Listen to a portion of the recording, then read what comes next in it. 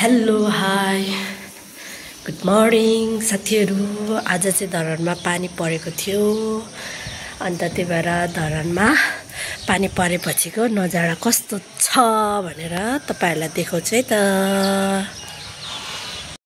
हेर्नुहोस् त नजारा, वाउ, बादल टक्क उडिरहेछ।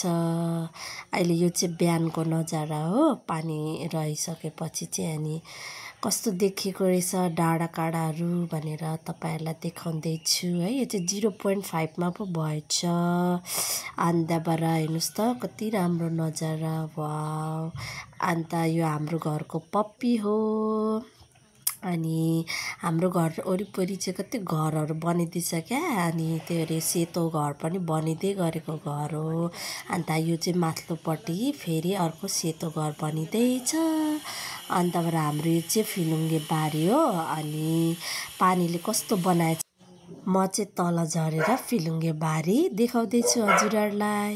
हेर्नुहोस् त हिजोसम्म कति राम्रो फुलिरहेको थियो, आज त पानीले कुटेछ सबै। अन्त आमाले छर्नु भएको यो चाहिँ। अनि बिच बिचमा मकै पनि छरिदिनु भएको छ, मकै पनि फल्दैछ। अन्त हेर्नुहोस् त यो फुल पनि कति राम्रो फुलिरहेको छ। अनि पानीले अन्त कस्तो लचक्क बनाइदिएछ, तर दामी छ यो फुल।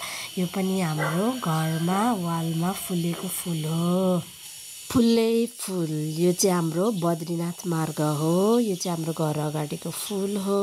अन्त हजुरहरूलाई मेरो मिनी भ्लग कस्तो लाग्यो, राम्रो लाग्यो भने लाइक अन्त कमेन्ट गरिदिनुहोस् है त। धन्यवाद।